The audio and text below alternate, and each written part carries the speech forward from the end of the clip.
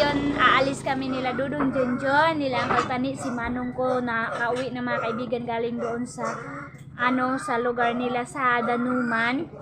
And visit time na naman kami mga kaibigan sa ating pananim na mais kasi medyo na siya mga kaibigan, maganda na tingnan kasi mataas na. Kaya visit tayo kasi yung mga kaibigan, yung problema dito sa mais is siya, bukbok mga kaibigan, binukbok yung mga mais namin dito at saka mayroong mga uod mga kaibigan na ang lalaki. So sana hindi yun mapunta dito sa ating maisan. So tingnan lang namin doon mga kaibigan para maano namin kung ano na ang nangyari. And welcome sa Agusan Mars. Busy si Auntie Nining sa paghugas ng plato kasi kabago lang namin nag-snack ng saging at saka nag-coffee kami with ginamos at saka tinapa with egg. Tapos dala ni Manong yung saging mga kaibigan. Ayan na si Manong at saka si King. Hapon na ngayon kasi hindi kami umalis kanina kasi sobrang sakit ng sikat ng araw. Ayan. Grabe mga kaibigan yung init dito sa amin. Ayan, nagbaid pa si Dudong Junjun habang hinihintay namin sa Auntie Nining kasi gusto nila sumama doon sa area natin. So yun mga kaibigan, kanina si Ate Arlene hinatid na nila mama at saka ni Papa doon sa Pangon. Umuwi na sila mga kaibigan kasama yung neighbors niya at saka yung driver nila sa sa Bao-Bao mga kaibigan, umuwi na din. Ayan na, punta muna tayo sa farm. So ito na mga kaibigan, agoy, yellow siya no, effect sa napakainit mga kaibigan.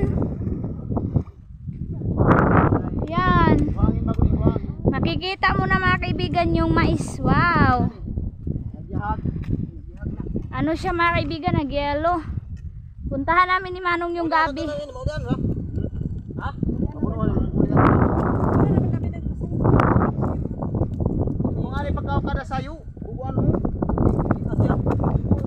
Yan mga kaibigan, ang ganda ng hangin.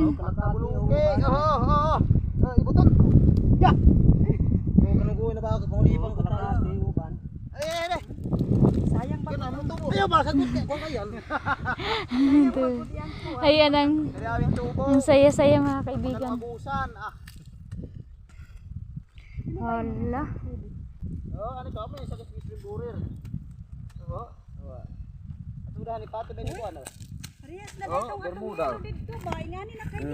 Ang Bermuda, matikita mo yung amoy anak. Yan. Apa ba yan? Apa yan? Yang isog dato na, di ba? Udahong gamay na. Kuan ni pag-utlan. Batay ha. Anong kuna? Yan, mayroong uod daw din mga kaibigan. Ulod? Muna na. Musige nag-anak. Unsa man ni kanang ulod? Oh my God, ang dami! Yan! Alam mga kaibigan, grabe mga kaibigan dito, alam nyo ba, grabe yung failure ng mga mais dito mga kaibigan. Umiiyak na yung mga tao kasi sobrang laki ng gastos mga kaibigan. Kasi yung epekto po ng uod at saka bukbok mga kaibigan.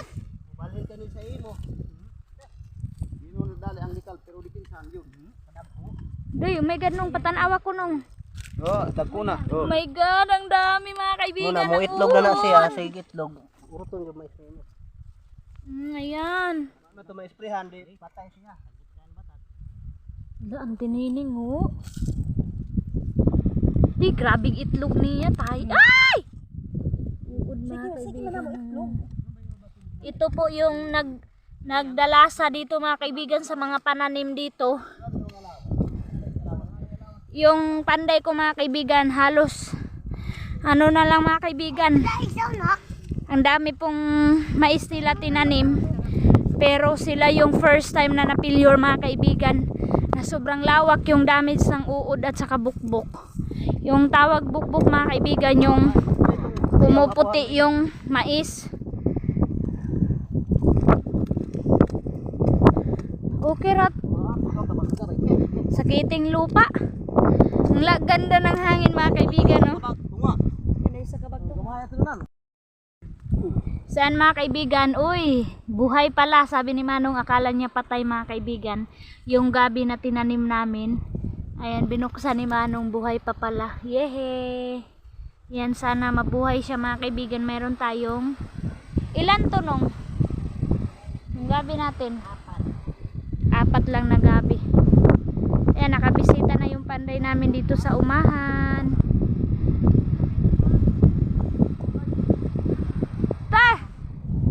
Diri daghang sagbot to.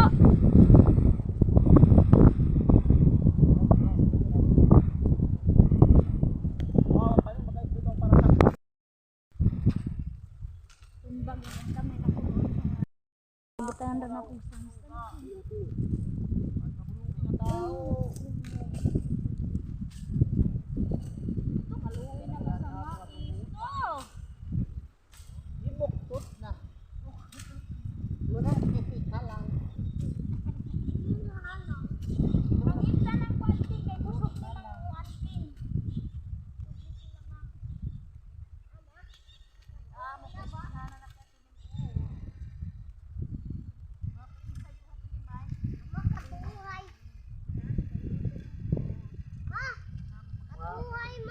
Sunod si Mana, apa ka ni? Si Mana, punto na ni siya. Tulog kay na,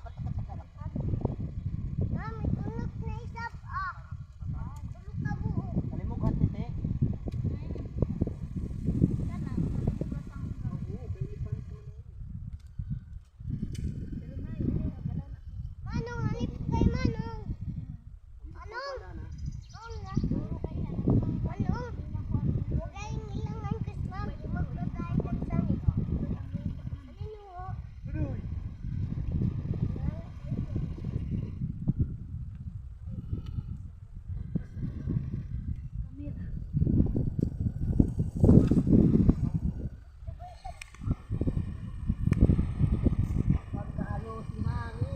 Saan mga kaibigan, ibot-ibot na lang kami muna ng sagbot. Ayan. Yung, unsay tawag ana nung taklaon. Ano yan sa Tagalog mga kaibigan, kasi malakas yan mag ano mga kaibigan, kapag namumunga yan, dumadami yan mga kaibigan, mahirap yan patayin. Grabe ang lakas ng hangin. Oh.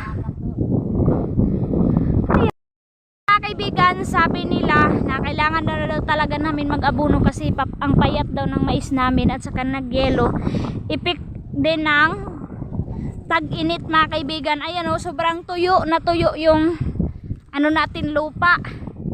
Wala naman tayong water pump.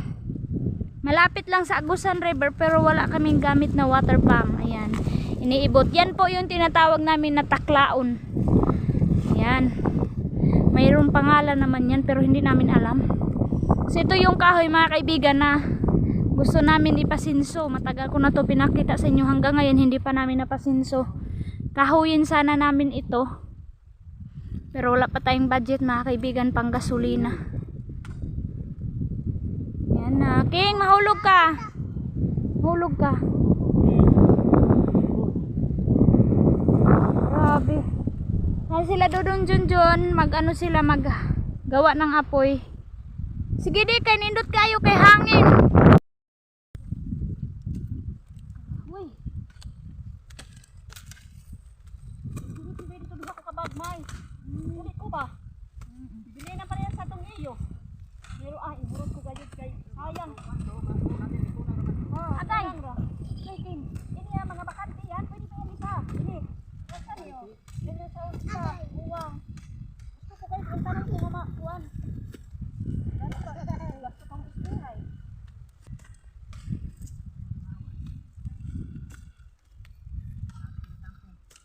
Tangkungan man ni dire.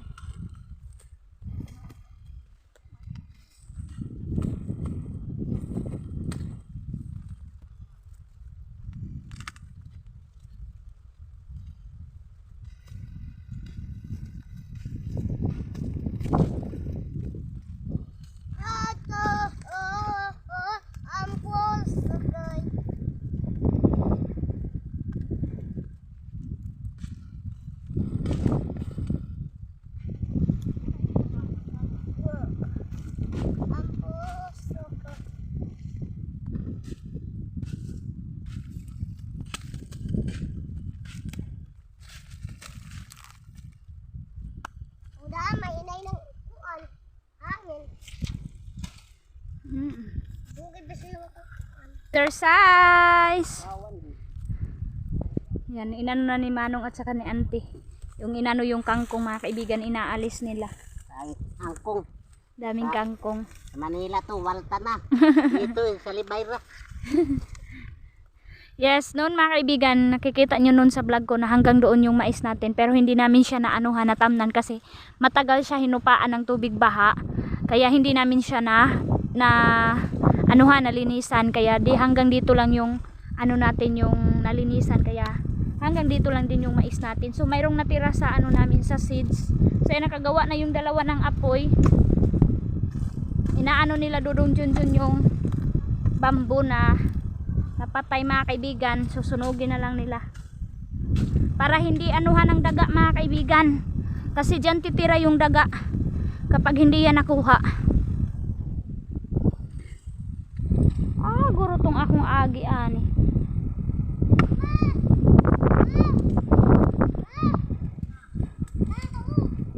Rog amo ini ako ba kay tagduha akong sulod, duha isa. Ani?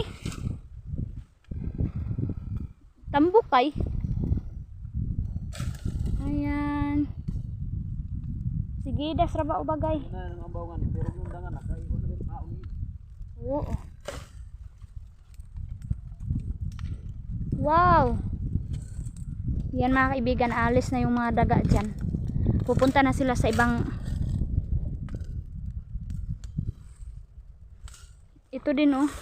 Kani di basin pwede ni masunog.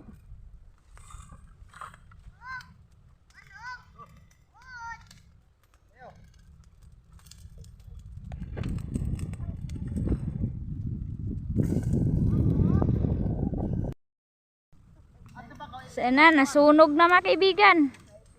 Grabe yung ano oh, grabe yung apoy mga kaibigan. Nako. Hey, grabe kapulan oh. Grabe. Sobrang init talaga mga kaibigan.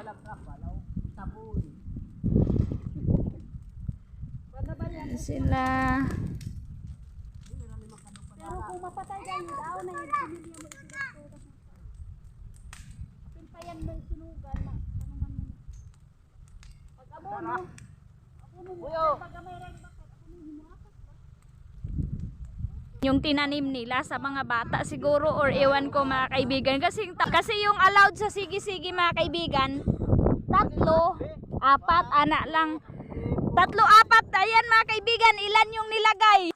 4, 6, 8, 10. Kaibigan yung nilagay na ano, grabe naman po ni uy. Ito mga kaibigan oh. Hala kalo. Grabe naman to mga kaibigan, grabe yung mga bata. Ito, sa neighbors namin mga kaibigan, hindi pa siguro nila isprayan kasi walang budget pa mga kaibigan. Kaya grabe yung mga bata uy. Ayan. Oh, grabe yung mga tanim. Nako, grabe manggod ka init ato nga time, kaya siguro mga kaibigan nilagay na ng mga bata kasi siguro kapoy. 3, 4 3, 4 lang kasi yung allowed mga kaibigan sa sige-sige. So sobra na itong ginawa ng mga bata oh. Grabe naman yan oy. So bye bye na mga kaibigan, pauwi na kami kasi hapon na.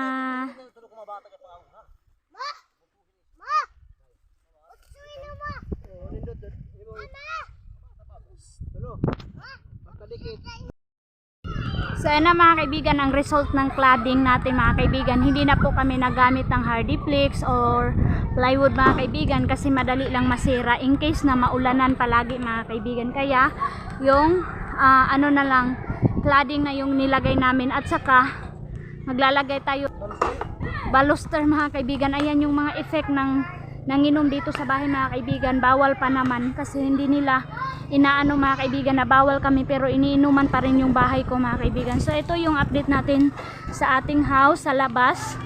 So maliit na lang yung kulang mga kaibigan. Ayan na yung inano natin, yung pinalitan natin na mali yung pagbigay.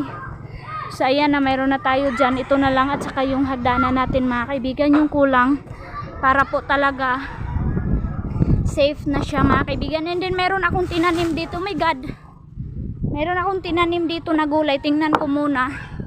And ilang day na mga kaibigan na hindi ko nabisbisan yung ginawa ko dito. Hala. Ito mga kaibigan yung tinanim ko na alugbati. Ayan, kailangan nila bisbisan. At saka yung sibuyas dahon ko na yung pinakita ko doon kay Papa Talalay. Yung tinanim ko mga kaibigan, ayan, okay na, nabuhay na siya. Ayan. So kailangan ko na lang siya bisbisan ng tubig. So yung pinasidling ko dito na atsal, uy, malaki na. Ayan, ang laki. Uy, pogi! Malaki na mga kaibigan yung atsal, pero kulang pa sa laki bago natin siya i-transfer. So dyan lang muna yan. So madami pa tayong kahoy. Ito yung gagamitin mga kaibigan sa baluster mga kaibigan. Kailangan pa namin ipunta yan doon sa yung pinagawaan namin ng king post. Ayan, doon namin siya dadalhin mga kaibigan para magawa ng ganito, yung maliliit na ganito mga kaibigan, para terno siya. So wala pang budget yan mga kaibigan, nang doon pa lang naka-stock. So marami pa tayong kahoy, marami pa tayong kailangan ipasinso. Kulang lang talaga sa pangsahod at saka pangbili na gasolina. Ang pinakamaganda lang dito mga kaibigan sa bahay natin, ang lakas-lakas talaga ng hangin. So ayan, malinis na nag-ano na si Dodong Junjun. Nagwalis pa lang siya mga kaibigan. So welcome tayo dito mga kaibigan. Welcome. And welcome mga kaibigan. Excited ako ipakita sa inyo yung kaibahan dito sa loob ng kwarto natin mga kaibigan, kasi hindi namin in-expect na gagawin ito ng panday namin sa bahay natin mga kaibigan. So ibabak natin yung camera para makita nyo. So ito yung bago niya ginawa, siya lang mag-isa mga kaibigan. Muntik nga siya magkalagnat dahil sa ginawa niya. Ito mga kaibigan, surprise! Mayroong pa ganyan si Panday mga kaibigan sa kwarto ni King and Aileen. Ayan si Dodong Junjun, nakahubad kasi basa yung damit niya galing doon sa umahan. So ayan, so hindi naman ako natatakot mga kaibigan na malaki yung bahay natin, kasi si Dodong Junjun masipag yan tumulong sa akin. So ito mga kaibigan yung tinatawag na terrace dito sa kwarto nila Aileen, para daw mga kaibigan maging private din yung kwarto nila, hindi kaagad mapasukan ng mga tao kung in case mga kaibigan. So hindi pa ito tapos, dito lang muna sa baba at saka dyan mga kaibigan yung ginawa ng panday natin. Dito kulang pa ng sahig. Ayan, so ito yung dadaanan ni King and Aileen mga kaibigan. Dito sila pasok, papunta dyan sa kwarto ni King, papunta dito sa kwarto ni Aileen. Iwan ko mga kaibigan kung saan talaga yung kan Aileen at kan King. So ito mga kaibigan yung bago nagawa sa ating panday. Sobrang nahirapan siya dito mga kaibigan. So I hope nagustuhan nyo din mga kaibigan yung nilagay niya. Ayan, sa kwarto nila Aileen and King. Ayan, sana uulan mga kaibigan para makapag-abono tayo. So kailangan pa namin maghanap ng pinansingan na pera mga kaibigan. Mangutang tayo para pinansing sa ating mais. Ayan, good afternoon.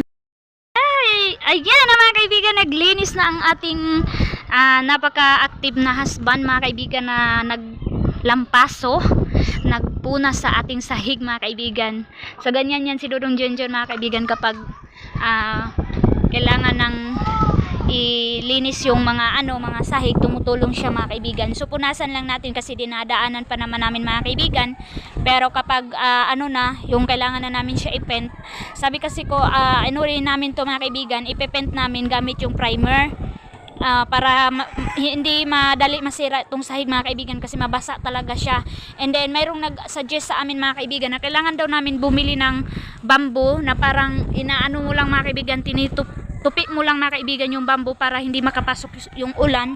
Sabi ko soon, kapag maanuhan na namin, matransfera na namin itong bahay. Kaya ayan, kunan lang natin ng yung putik na makapal, kasi yung mga sapatos, yung mga tsinelas pinapasok nila dito mga kaibigan. So mahiya naman tayo mahiya naman tayo na pagsabihan sila na ay hindi pwede yung mga ganyan. So nakakahiya naman mga kaibigan.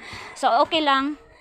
Hindi pa naman din namin nalipatan, kaya kahit hindi namin nalipatan mga kaibigan, kailangan namin linisin para hindi iitim yung sahig natin, kasi sobrang hirap ng ginawa ng panday ko na pag-cleaner, tapos ganun lang yung mangyayari. Ayan, ang dami ng itim-itim mga kaibigan. So ginamitan namin ng Junrox, yung ano natin, yung tubig. Oh my god. Namitan ni Dodong Junjon para matanggal yung mga mga kaibigan, yung makapal na dumi.